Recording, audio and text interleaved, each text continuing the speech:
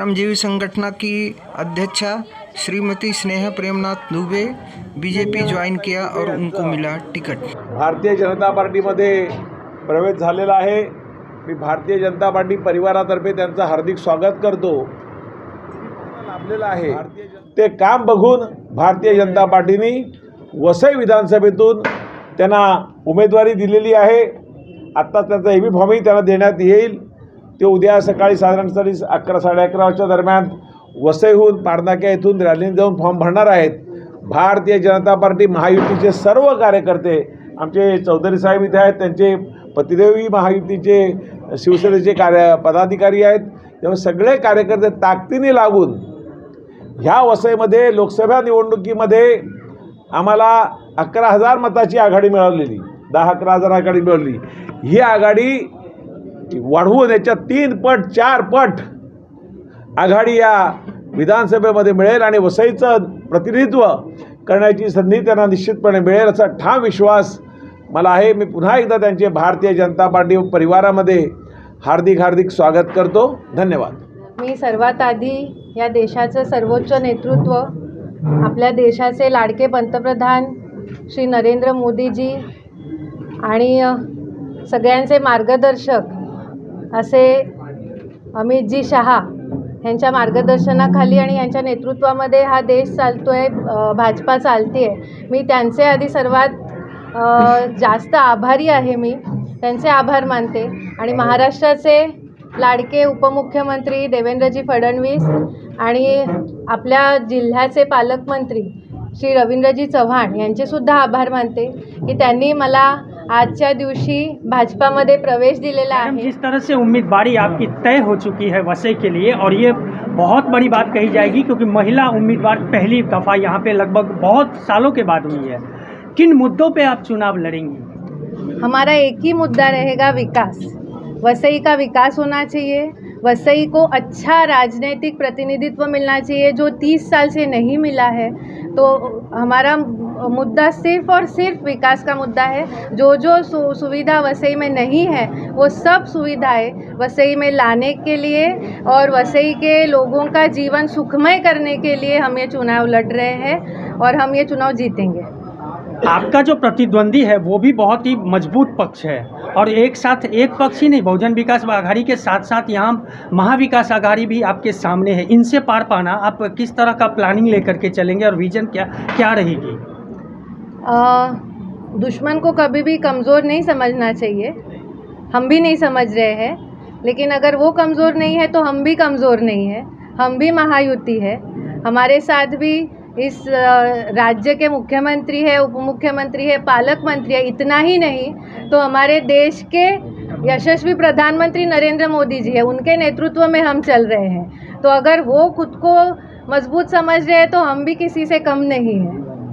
आपने जैसे बताया कि आप एक वसई की बेटी हो, आपने यहाँ पे जन्म लिया है, तो क्या क्या परिवर्तन पहला प्राधान्य होगा आपका? सबसे पहले तो वसई मुंबई के नज़दीक है, लेकिन यहाँ से हज़ारों लोग, लाखों लोग रोज़ाना वसई में लोकल से ट्रैवल करते हैं। क्या परिस्थिति है हम जानते हैं। अगर वसई में रोज़गार की संधि उपलब्ध हुई होती तो ऐसी परिस्थिति आज वसई के लोगों की नहीं होती। तो हमारा यही प्रयास रहेगा कि रोज़गार यहाँ पे कैसे उपलब्ध किया जाए, इंफ्रास्ट्रक्चर कैसे डेवलप किया जाए, वसई को सिस्टमैटिकली इंफ्रास्ट्रक्चर कैसे दिया जाए। आज जहाँ देखो वहाँ कुछ भी सिस्टम से नहीं चल रहे हैं, जहाँ देखो वहाँ इलीगल बिल्डिंग्स हो रही है। तो अच्छे से उसका प्लानिंग करके, जिस तरीके से मीरा रोड तक कॉल सेंटर्स आए हैं, मीरा रोड तक लोग जॉब के लिए जाते हैं लेकिन वसई तक नहीं आते। क्यों नहीं आते हैं? क्योंकि ट्रांसपोर्ट का प्रॉब्लम आता है।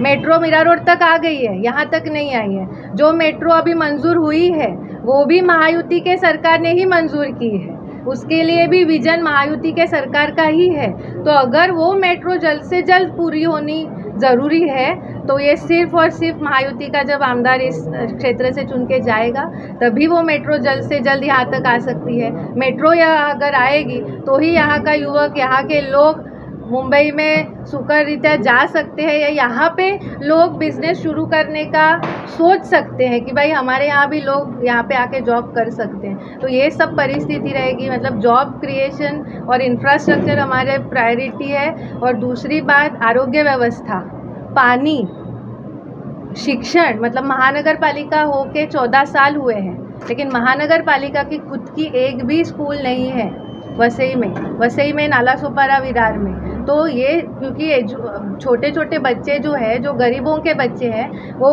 महंगे स्कूलों में नहीं जा सकते हैं। तो हमारा प्रायोरिटी शिक्षण रहेगा, आरोग्य रहेगा, पानी रहेगा। जिस पानी पे इतने सालों से सिर्फ और सिर्फ राजनीति होती आई है वो घर घर लोगों तक पहुंचाना हमारी प्राधान्य क्रम रहेगा। क्योंकि नरेंद्र मोदी जी ने इतने 70 साल में पहली बार, अगर किसी पंतप्रधान ने सोचा होगा कि मेरी बहन के घर में पानी जाएगा, तो वो हमारे महायुति के नरेंद्र मोदी जी है।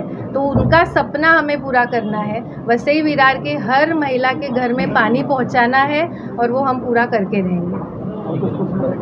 मैडम, आपको होकर कैसा लग रहा है? बहुत अच्छा लग रहा है। इसके पहले आप बीजेपी में नहीं थे ना?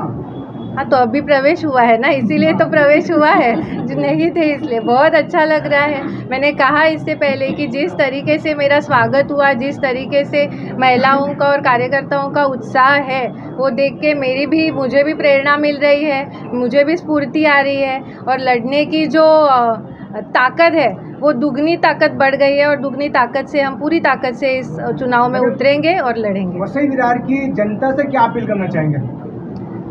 जनता से यही अपील है कि एक तो 40 साल के बाद आपको एक महिला उम्मीदवार मिली है, आपको एक सक्रिय, मैं एक ग्वाही देना चाहती हूँ कि मैं सिर्फ बातें करने वाली नहीं हूँ। मेरे खून में संघर्ष है, मेरे खून में लड़ाई है।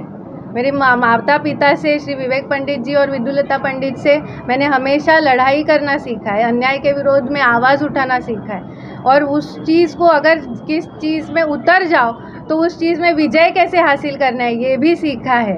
तो ये सब चीज़ मेरे अंदर है और उसी के लिए, मतलब उनका लोक प्रतिनिधि कैसा होना चाहिए, तो उनकी आवाज़ विधानसभा तक पहुंचाने वाला चाहिए, बोलने वाला चाहिए। गूंगा प्रतिनिधि नहीं चाहिए उनको। लोक प्रतिनिधि बोलने के लिए होते हैं, गूंगा रहने के लिए नहीं होते। तो उनकी आवाज़ मैं विधानसभा तक पहुंचा सकती हूँ। उनके जो उनकी तकलीफ़ है वो विधानसभा तक पहुंचा के, नेतृत्व तक पहुंचा के, ऊपर के उनकी तकलीफ़ दूर कर सकती हूँ। इसीलिए वो मुझे चुन के दे, भारी मतों से चुन के दे और उनका विश्वास मैं हमेशा रखूँगी, उनके बीच रहूँगी, उनकी बेटी बन के रहूँगी। क्योंकि आज मैं देख रही हूँ, मतलब मैं एकदम युवा तो नहीं हूँ, 20 की तो नहीं हूँ, लेकिन जो बाकी के उम्मीदवार हैं उनसे काफ़ी यंग हूँ। मुझ में उनसे काफ़ी अच्छी स्फूर्ति है।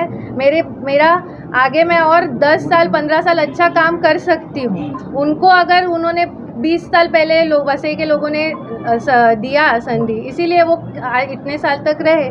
तो अभी मुझे लगता है वसई विरार को परिवर्तन की बहुत ज़्यादा ज़रूरत है। अगर कहीं भी बहुत देर तक परिवर्तन नहीं होता है तो वो गटर बन जाता है, हमें नदी बनना है।